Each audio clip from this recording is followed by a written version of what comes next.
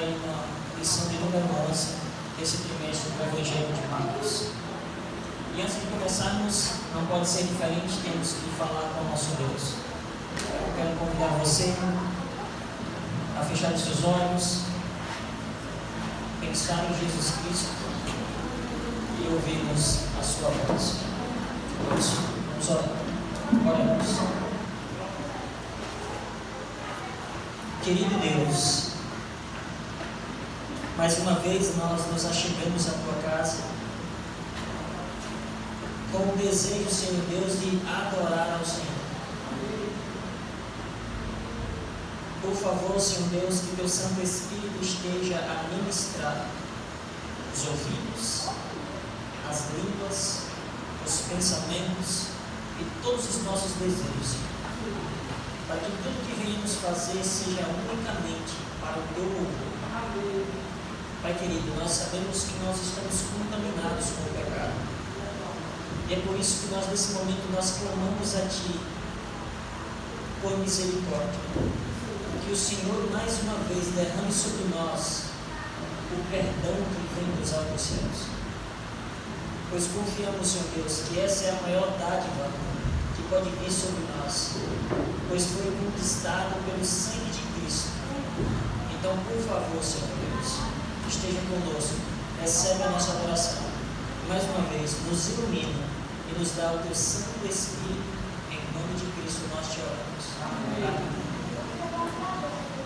Queridos, o título mais uma vez elevado e julgado, lição número 11 desse trimestre, tem como verso para memorizar Marcos capítulo 14, versículo 36.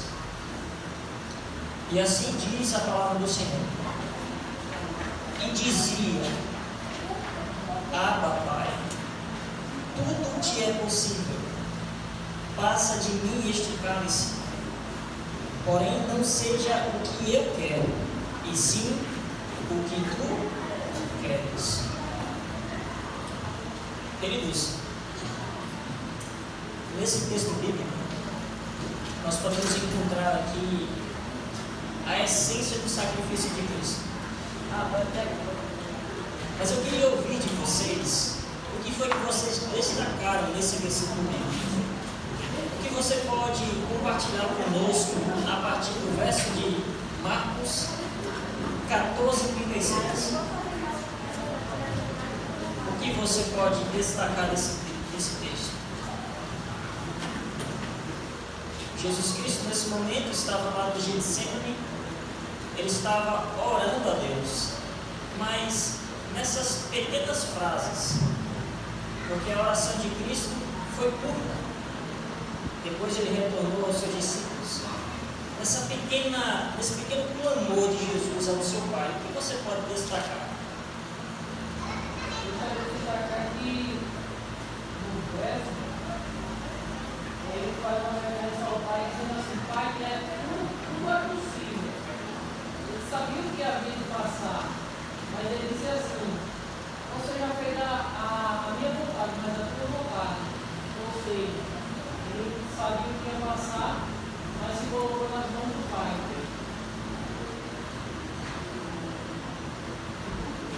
Certo. Mais alguém?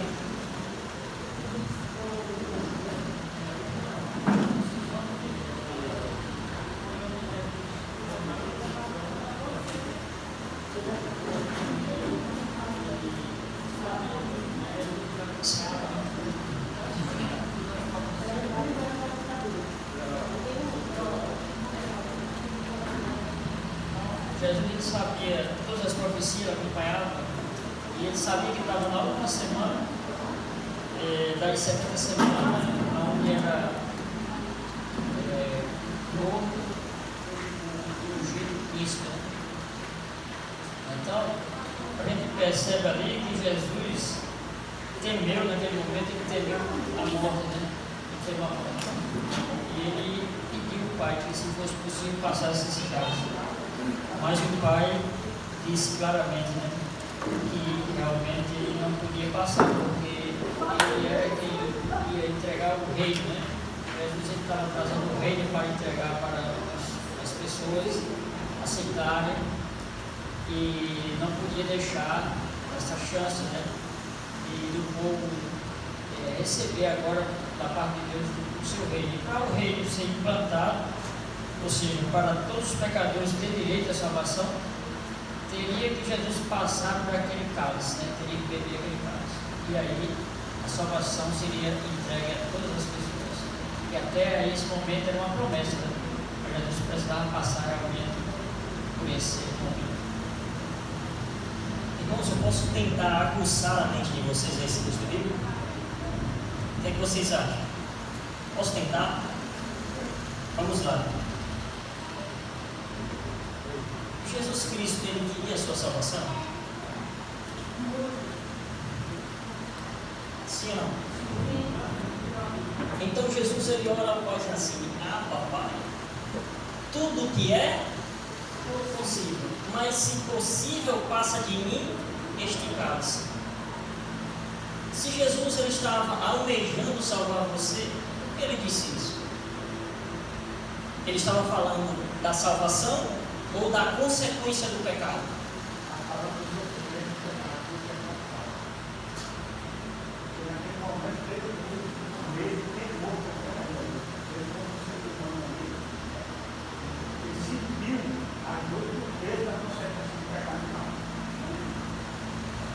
Porque muitas pessoas, ao ler o texto superficialmente, podem pensar: mas Jesus não queria me salvar porque ele disse que passasse dele o cálice. Se você encontra em Hebreus 9, versículo 14, lá você vai ler claramente que pelo sangue de Cristo, que a si mesmo se ofereceu, o que é que acontece conosco? Temos remissão de pecados. Então perceba, quando Cristo diz: tudo te é possível, passa de mim esse cálice, ele não estava se referindo que não queria passar por aquele sofrimento, mas que as consequências do pecado de quem? Da minha, da sua, de toda a raça humana, era pesado demais. E sabe como é difícil, né, irmãos? Quando a gente comete algum erro na nossa vida, porque isso é natural no ser humano, porque nós temos uma tendência pecaminosa. O que é que vem depois? Tudo que nós plantamos, nós vem consequências. E quando as consequências chegam, nós geralmente fazemos o quê? Nós não queremos aceitar. Não é assim? Mas Jesus Cristo aqui nos ensinou uma grande lição. Senhor, eu sei, está pesado demais. A minha vontade não é suportar isso aqui. Essa talvez seja também a minha e a sua vontade. Senhor, eu não estou aguentando isso aqui. Mas a gente tem que fazer como Jesus. Mas que não seja feita a minha vontade, mas a sua vontade. Porque quando nós suportamos as consequências dos nossos pecados, nós crescemos. Se nós fizermos como Jesus.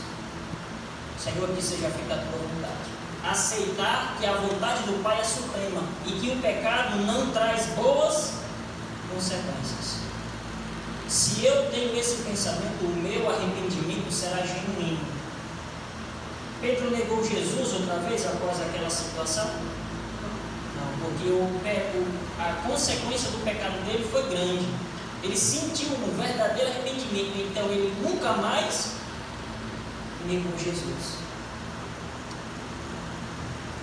Igualmente como Jesus, ele disse àquela mulher que foi levada diante dele, a prostituta: vai e não peques mais. Ele estava se referindo a qual pecado? A todos os pecados da vida dela. Ela virou uma pessoa que não pecava mais? Não, ele estava falando do pecado que estavam acusando ela.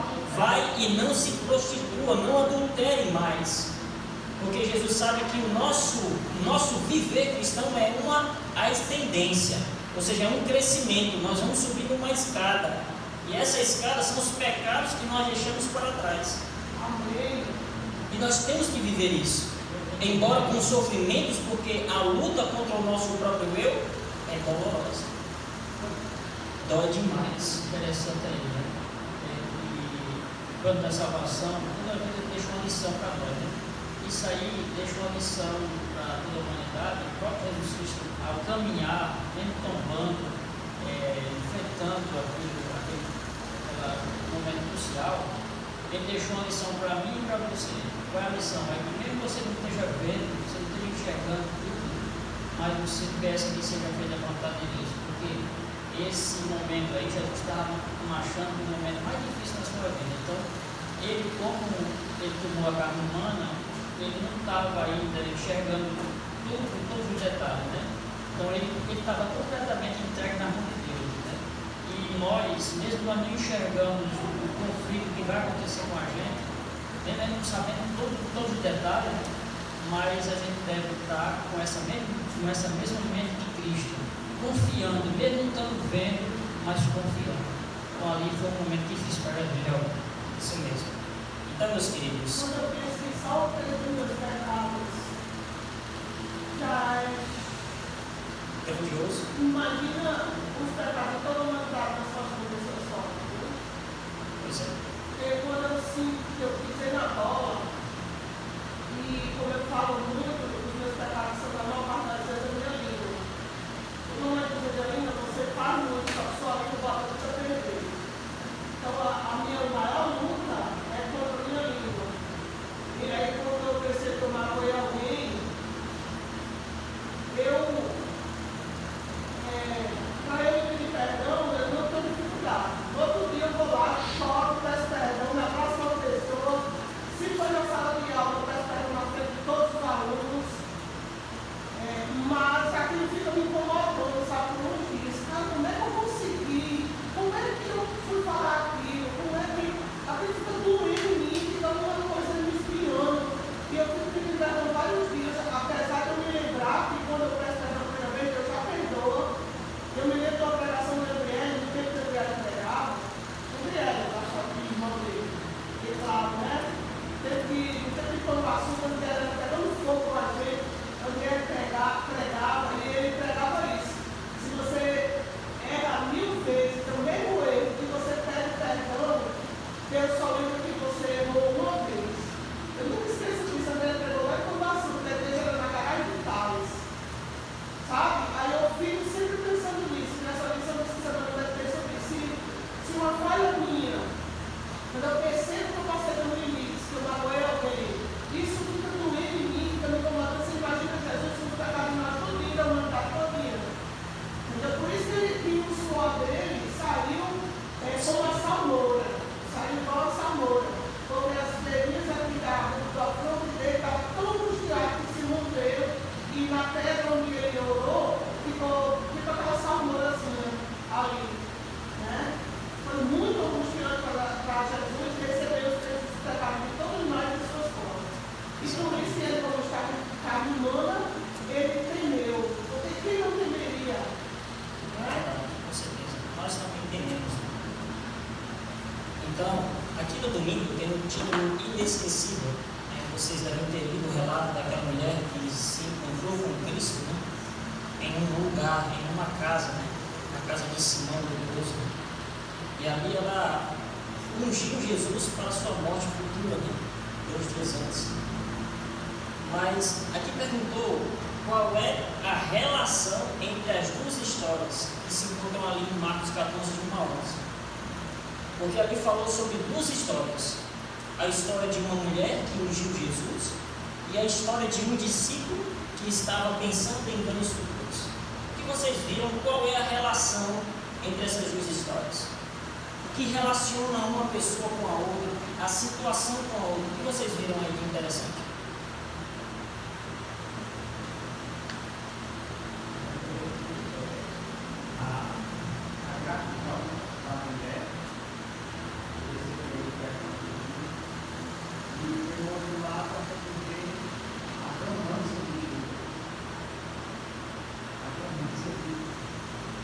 Então, como até o relato da São Luís é a 6ª história, né, em formato de sanduíche, né, a gente vê esses 2 lados, ao extremo, né? Um lado, a gratidão, né, pelo perdão de Cristo, a ponto daquela mulher ungir os pés de Jesus com aquele perfume caríssimo na época, e pelo outro lado, Judas com a ganância, né? E chegar a atrair Jesus por aquelas coisas, né? Mais alguém para falar sobre essa história?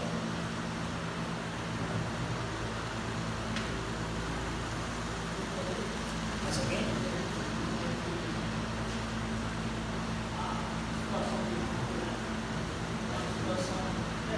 Porque a gente vai olhando na palavra de Deus alguns relatos em outros lugares, né? E a ação de Judas não foi só Judas, né? Teve outros que praticaram fizeram o que ele fez, assim, não igual, mas parecido. E o fim dessas pessoas foi um fim muito triste. E geralmente todos morreram praticamente de uma mesma maneira. Então, Judas ele disse que não compensava, né, aquele desperdício, não compensava. E aí a gente sabe qual foi o fim dele, né, a situação dele. E também a gente tem um relato lá no Velho Testamento de outra pessoa também, de um rei, né, Jeroboão, que foi enganado, e disse que não compensava subir para adorar a Deus, né. Então a gente vê que a família toda dele morreu e eles todos se acabaram numa tristeza muito grande. Igualmente a situação de Judas, né? Diz que não compensava. E aí, meus irmãos, mais alguma coisa? Mais uma lição é a mas ele diz, deixais, porque molestais. Ela praticou boa ação para comigo. Porque Jesus diz aqui que, independente do que os outros achavam, ele repreendeu. Que a ação dela seria mais importante, ela demonstrou humildade com a ação dela. Independente do valor, né? Do perfil, né? Obrigado pela sua participação. Pegando só o gancho que a irmã falou aí, a gente vê aí que nós precisamos nos arrepender, né, para receber o perdão de Cristo. Porque a gente vê essa história aí, a mulher se arrependeu e recebeu o perdão de Deus. Já Judas, né, de olho, a ganância fez ele cegar sobre o perdão de Deus. Aí, Jesus também estendeu o perdão para ele, mas infelizmente a Bíblia relata que ele não enxergou, né? Ele não enxergou isso ao ponto de tirar a sua própria vida. Então, que lição nós aprendemos, né, com essas histórias? Com a história da mulher, a atitude, né, que ela teve ali de adorar a Deus, né, através daquela lavar os seus pés, né? Então devemos estar constantemente aos pés de Cristo para recebermos o perdão de Cristo do nosso pecado. Amém. Por isso. Ela percebeu nesse momento que era um momento importante demais, porque era a semana já chegando, a semana da crucificação de Jesus. E ela percebeu que Jesus percebeu que ela estava ungindo ele para a sua crucificação. Então, ela também, que andava aos pés de Jesus, ela fez isso por um grande amor que rolava no seu coração, porque ela sabia que realmente ele era filho de Deus e que tinha poucos momentos, então ela investiu tudo que tinha, porque fala de um dinheiro, o dinheiro era um dia de trabalho, então, no caso era 300 dinheiro, era o valor de um ano inteiro de trabalho. E ela deu toda a sua economia, porque ela conheceu o momento exato de investir tudo em Cristo. Ela sabia que ele era o dono do universo, ele merecia tudo. E ela agora investiu tudo nele. E ela foi recompensada. Né? Também eu queria citar a gente vê que mesmo Judas estando com Jesus, andando com Jesus, ele pareceu não ter entendido ao lado de quem ele estava. Porque interessante que ele pode observar quando ele faz a citação com relação ao dinheiro, não poderia ter pedido e ter dado aos pobres, e fala que não estava preocupado com o bem-estar dos pobres. Então Jesus disse assim: os pobres, vocês têm todos com ele, mas eu nem sei que vocês vão ter. Então, assim, ele não estava mostrando, não era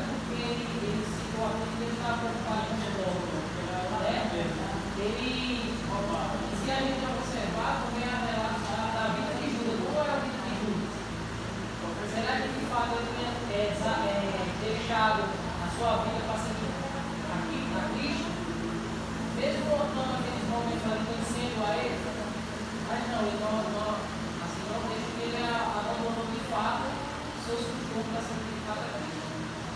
Irmãos, aqui vocês falaram basicamente a essência de tudo que a gente pode encontrar nessas duas histórias. Mas eu quero fazer e levantar a reflexão de uma coisa interessante. A mulher, ela fez aquilo porque ela já sabia o que tinha recebido. O que foi que ela recebeu de Jesus? Vamos mudar a palavra, a salvação. Então agora ela estava fazendo aquilo porque ela era salva. Judas, ele estava pensando num ganho futuro, porque ele entregou a Jesus não somente pelas 30 moedas. Ele pensava, eu vou entregar a Jesus, ele vai instituir o seu reino aqui e eu vou ser o seu primeiro ministro.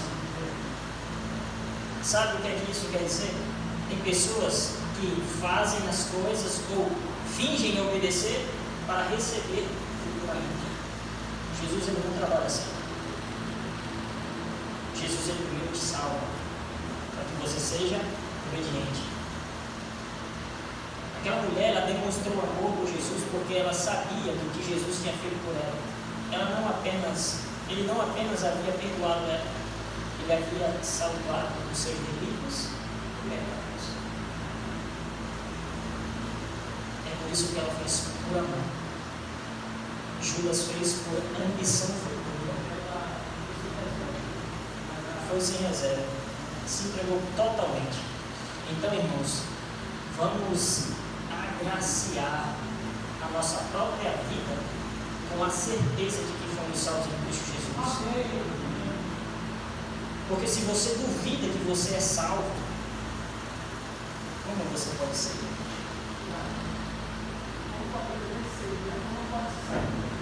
Se gastar, como dizia Paulo.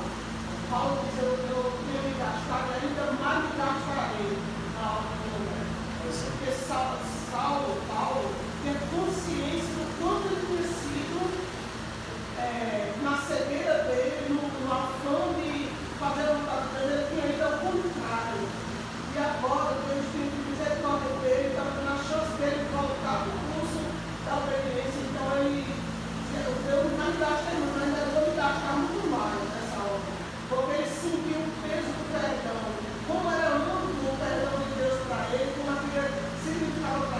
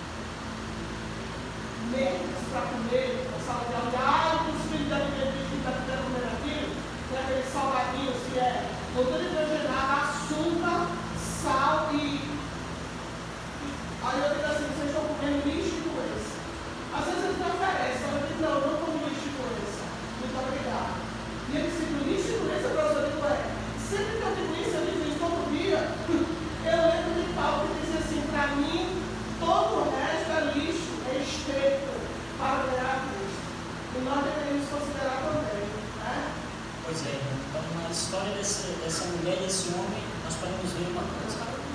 Depois que nós entendemos, porque ainda está faltando entender, nós somos salvos, nós nos entregaremos sem reservas a Cristo e, enfim, Ele retornará. Porque quando nós entendemos que somos salvos, nós estenderemos a salvação para o mundo. Na última ceia, que é o título da segunda-feira, a pergunta que nos foi feita foi: que grande significado para a fé cristã se encontra no relato de Marcos? Que é naquele momento em que Jesus ele vai fazer ali a mudança, né? Ele institui a mudança da Páscoa, que era uma refeição de carneiro, né? Com cordeiro, né? Para a Santa Ceia. Ele fez uma mudança agora. Fez uma mudança instituindo a Santa Ceia e ele ali apresentou diante deles 3 cerimônias, que 2 delas compõem a Santa Ceia e uma delas é o lava-pés. Né? Então, foi instituído naquele momento essa cerimônia, né, por Jesus. Mas ali naquele relato tem uma coisa que é especial, que nós podemos ver aqui de acordo com esses textos, que faz a diferença para a fé cristã. O que foi que vocês viram nesse relato? O que é que faz a diferença na fé cristã que está aí nesse relato de Marcos, capítulo 14, de 22 a 31, no evento da Santa Ceia?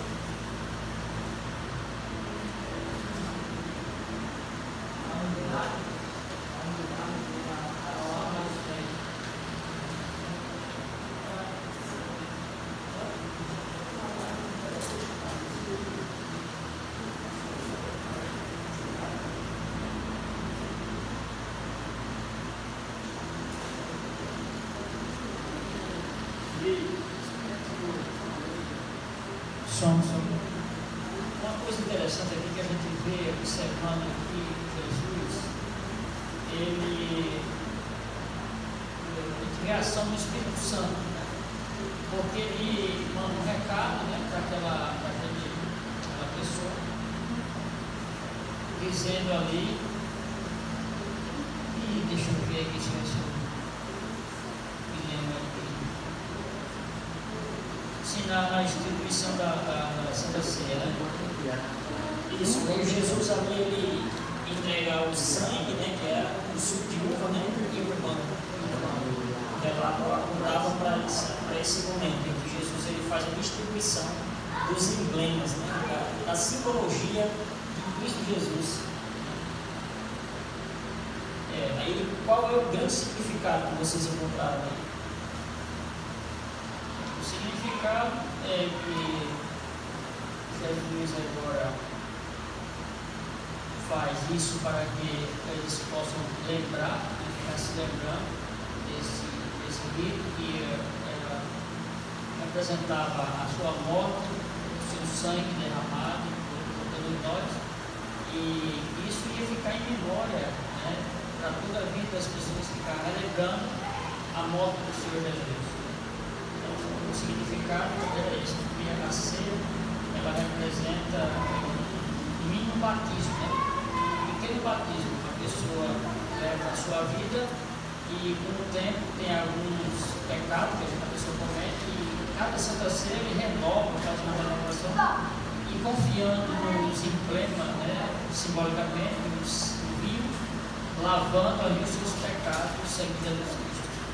E o ato de humildade que é o lava-pés, levando as pessoas a se humilhar e se perdoar uns aos outros. E o autor da lição ele fez um enfoque em Êxodo 24, né? Versículo 8. Vocês lembram qual era o enfoque que ele estava levando nós a considerarmos? O irmão quer falar depois, se alguém responder.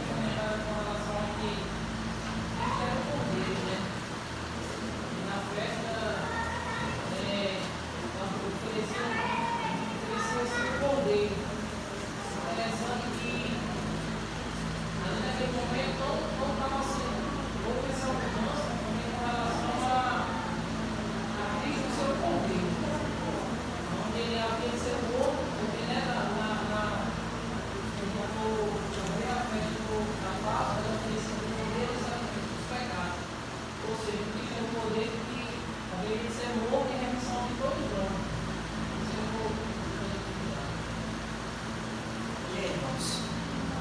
enfoque que o autor da lição leva você a meditar em Êxodo 24:8.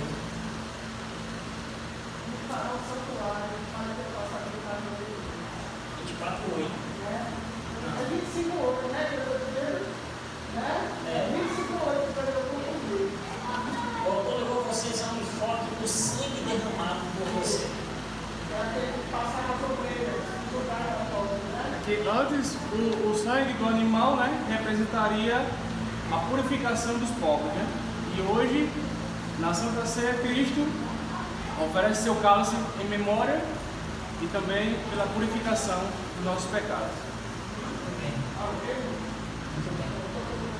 É interessante, né, como a Bíblia ela está interligada, né, e nos mostrando, né, mais uma vez que o derramamento do sangue de Cristo era o seguinte: Jesus ele estava fazendo uma aliança. É por isso que você e eu não podemos tomar a Santa Ceia indignamente. Porque como posso eu fazer uma aliança já com o pensamento de quebrá-la? É por isso que o autor do livro de 1 Coríntios, o apóstolo Paulo, no capítulo 11, diz assim: olha, examine-se o homem, pois, a si mesmo, e tome parte no que, irmãos? Na ceia, no pão e no vinho. Porque Deus ele quer que nós, a cada Santa Ceia, possamos vencer os nossos pecados. Porque a força que nos faz vencer é minha, é sua? Não, é dele. É do Espírito de Deus que vem ao nosso encontro para dizer: eu te darei força para vencer esse pecado. Amém. Agora, se nós não enfrentarmos a Santa Ceia com esse pensamento, nós já estamos entrando num momento especial de aliança com Deus, com o pensamento de quebrar uma aliança. E Jesus Cristo ele estava dizendo naquele momento o seguinte: que todo aquele que nele crê faz parte, toma parte em Jesus através da ceia. Porque o sangue de Jesus é derramado para quem nele crê. Porque os que nele não creem, o sangue de Cristo foi derramado em vão. Para aqueles que não creem. Mas para aqueles que creem, o sangue derramado na cruz foi o momento da nossa salvação. Pois foi por meio daquele sangue que o irmão ali falou bem, falando sobre purificação. Somos purificados. O sangue, quando foi colocado lá no umbral da porta, significava o quê? Eu sou de Cristo. O anjo, quando olhava para aquela porta que estava manchada de sangue, ele dizia o quê? Aqui não. Esse daqui é do meu mestre. E é por isso que no final de tudo, todos nós teremos que ter um sinal, para que quando o anjo passar novamente, porque as pragas vão descer, Esse aqui é o nome, né? a gente tem que ter um sinal também para dizer: opa, esse daqui é do meu mestre. Ele tem um sinal com o nome do meu mestre. Então esse anjo passa por cima. Então, meus queridos, o sangue de Jesus, ele é um significado extremamente para o cristão, aquele que crê em Jesus. Porque sabe que quando está entrando em comunhão com Jesus, na Santa Ceia está fazendo uma aliança. Está renovando sua aliança com Deus através da Santa Ceia. O lava-pés é para dizer o seguinte: olha, você já foi batizado, mas os seus pés estão manchados ainda com a poeira do pecado. Você ainda está continuando praticando alguns delitos que lhe fazem estar sujos. Então eu vou lavar os vossos pés para que vocês possam ser limpos novamente. E é por isso que nós, principalmente nós líderes de igreja, nós temos que atentar a fazer o evento de Santa Ceia trimestralmente. Porque isso é o que traz santidade à igreja. Isso é o que traz à igreja um pensamento de crescimento espiritual. Porque ou você, o evangelho é para pregar, para duas coisas acontecerem: ou ele salva ou ele condena. Não é assim? O evangelho salva ou condena, porque aqueles que rejeitam o evangelho são condenados. E aqueles que aceitam são salvos. Porque vai chegar um certo momento, irmãos, que aqueles que vão tomando a Santa Ceia, ou vão se ajeitar pelo poder do Espírito de Deus, ou eles vão se apostatar. Isso não sou eu que estou dizendo, é a própria Bíblia. Judas tomou a Santa Ceia dignamente, já com o pensamento de quebrar a aliança, e o que foi que aconteceu? Tomou, saiu para pegar e entregar Jesus, e o que foi que aconteceu com ele? Morte. Não é morte física que eu falo, é morte espiritual. O Desejado das Nações diz claramente que o demônio, Satanás, entrou em Judas após ele sair da morte. Ao tomar o pão que Jesus molhou para ele, entrou nele Satanás. Porque ele estava com o pensamento já tinha o pensamento de pecado. Vocês entendem? A Bíblia é clara, o Espírito vai ser claro. O demônio levou Judas a tirar sua própria vida em uma árvore para que Judas pudesse pensar: eu estou arrependido. Ele vai ver que eu estou arrependido. Então nós temos que tomar cuidado, irmãos. Mas nós temos que conhecer também. Aqui na terça-feira do Getsemane, fala sobre Marcos 14, 32 a 42, e a pergunta foi: de que maneira Jesus orou no Getsemane? E como essa oração foi respondida? Nós já falamos um pouco sobre isso na terça-feira, mas aqui tem. E a gente não deve esmorecer quando orarmos e Deus ensinou. Porque até Jesus Deus ensinou. Isso eu aprendi essa semana. Mas às vezes a gente ora por uma coisa que a gente acha que é importante demais. E Deus diz não. Pode ser para Jesus, Deus ensinando, mas não para nós. Eu quero só enfocar uma frase que já foi lida lá no sábado, que diz assim: tudo te é possível. Deus ele poderia fazer o que Jesus estava fazendo, mas essa não era a sua vontade, porque Deus ele estava pensando em quem? Em você, em mim. E às vezes, se Jesus ele tirar a consequência do que nós estamos praticando de errado, ele pode estar tirando a sua salvação. Porque você vai dizer: não, Deus ele não está fazendo nada de mal comigo, eu estou fazendo tudo errado e está dando tudo certo. Vou falar, filho. É interessante que às vezes a gente recebeu um não, talvez por uma coisa simples, né? Seja às vezes tendo uma proposta de trabalho ou qualquer outra coisa simples. Mas quando você se depara com um não de Deus não conceder mais vida ao familiar seu, esse não aí dói, ele pesa na sua consciência. E é mais ou menos o mesmo sentimento que Cristo teve, né? Que queria passar do cálice, mas não foi feita a vontade dele, foi feita a vontade do Pai. Então é esse mesmo sentimento que a gente tem que ter, né? E quando perder um familiar, a gente tem que entender que é a vontade de Deus e não a nossa, né? A gente não enxerga o futuro. Exatamente. Só levando em consideração o que o Felipe já falou, né? Pegando um gancho dele, isso vale para todos nós. Deus abençoe e cuide da família de todos nós. Mas nós temos que, olhando para o que o Felipe falou, é importante. Nós temos que fazer o que com os nossos entes queridos? Tudo que tiver na mão para fazer, faz-o conforme as suas forças. Aí quando você vai mais para frente do Tales, ele diz assim: olha, o amor é tão forte como a morte.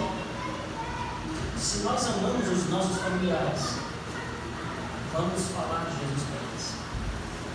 Vamos levar, porque mesmo se a morte vier, meu filho, vamos selá-los com o selo do Espírito de Deus, para que possamos encontrá-lo quando Jesus voltar.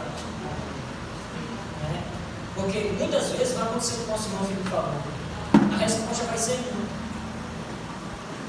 Mas se nós estivermos com o coração em Deus, né, Jesus falou no coração dele, ele vai ressuscitar. Ele vai ressuscitar com Jesus. É duro para nós a morte, nunca vai deixar de ser, pois nós não nascemos para morrer. Nós não nascemos para morrer. Então, essa dor, ela é irreparável. Pode até postergar, você vai se sentir saudade, ficar assim, não, mas ela é irreparável, porque nós não nascemos para viver, principalmente a vida. Aqui, deixando tudo para fugir de Jesus. Marcos 14, 43 e 52, quando nós lemos, diz assim: o que aconteceu nessa passagem que foi tão crucial para o plano da salvação? Foi no momento em que, não sei se vocês lembram, mas que Judas saiu e foi fazer o que fez. E aí? Naquele momento em que Judas já chega lá no Getsemane com a turba, o que vocês destacaram aí nessa leitura?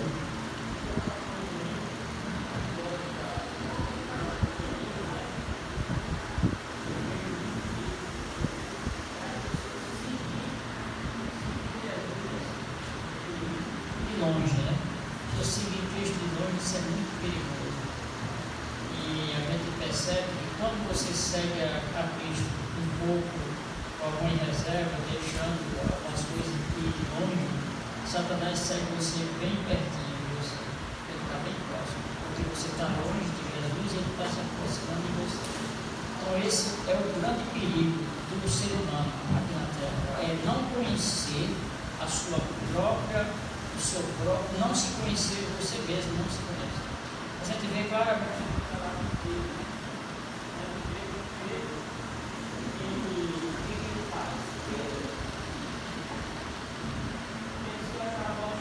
Ele se garantia. Ele disse: Senhor, estou pronto para morrer com o Senhor.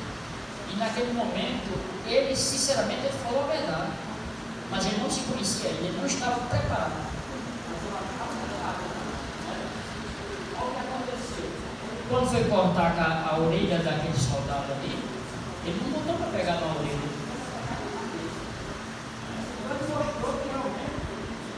Sinceramente, ela não estava preparada. Por quê? Porque na hora da crucificação, ele estava preparado para uma batalha física, né? Física, não espiritual. Mas na hora da crucificação, tem aqui, né?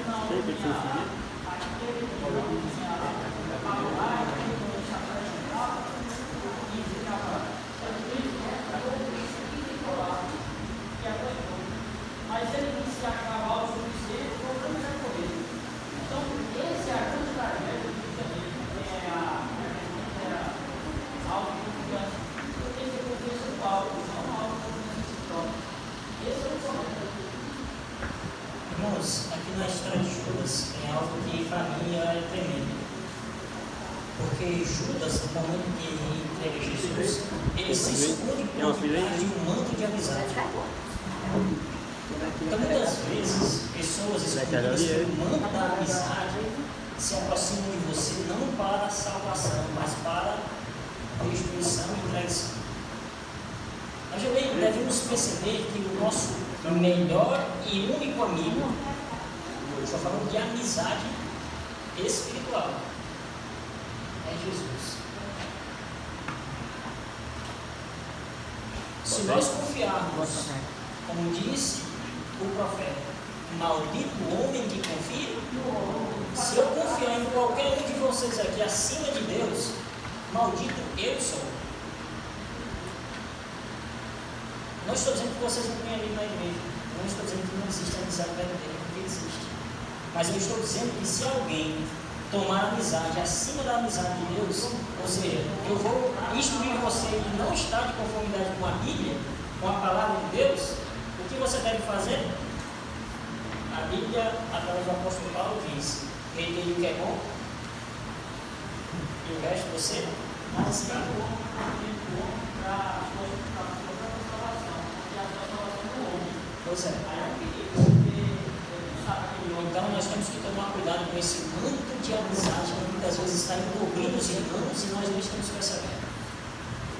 Porque um irmão, amigo que ama, ele vai repreender você quando você estiver errado.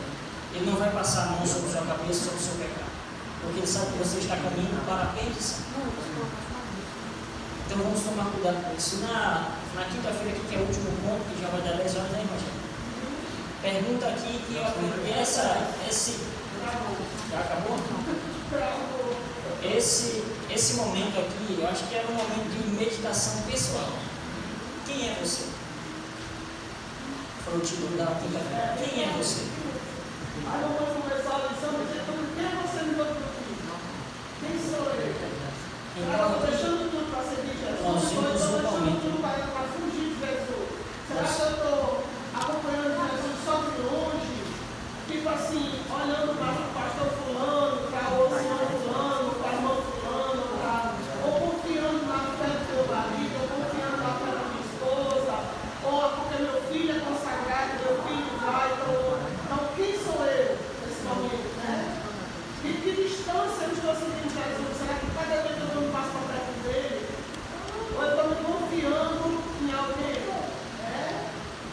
caso de Pedro, né? A gente poderia até mudar a pergunta. Em que momento você é cristão? Porque Pedro, ele só foi cristão até o momento que ele podia. Mas quando as coisas apertaram, ele disse: não é cristão, com seus atos, com seus lábios. Então, irmãos, nós temos que perceber quem nós somos. Nós temos que conhecer a nós mesmos. Existe um livro chamado Sun Tzu, A Arte da Guerra. O autor desse livro, ele diz assim: um general chinês, ele diz: aquele que conhece a si mesmo, aliás, aquele que não conhece a si mesmo e não conhece o seu inimigo, perderá todas as batalhas. Aquele que conhece a si mesmo, mas não conhece o seu inimigo, ganhará uma e perderá outra. Mas aquele que conhece a si mesmo e é o seu inimigo, vencerá todas as batalhas. Meus queridos, é isso que Deus está chamando você e eu a fazer. Nós precisamos conhecer quem somos, mas também devemos conhecer quem é o nosso inimigo, contra quem estamos batalhando. Porque se nós conhecemos a nós mesmos, ou seja, as nossas fraquezas e pecados, e se nós conhecemos como é o nosso inimigo, nós não poderemos nenhuma batalha. Porque nós não iremos confiar em nós mesmos. Iremos confiar naquilo que pode fazer agora, amanhã e todo sempre, porque com você para que pensamos que você vai. Que esse seja o nosso desejo. De seguir a Cristo, não só de longe. De seguir a Cristo, não somente nos momentos propícios, que é bom para mim, mas seguir a Cristo em todo o tempo. Que Deus abençoe cada um de nós, Deus abençoe e a mensagem vem de encontro aos nossos corações. Se for necessário, se mas que saímos daqui renovados pelo poder do Espírito de Deus. Amém. Oremos juntos. Vamos ficar de pé.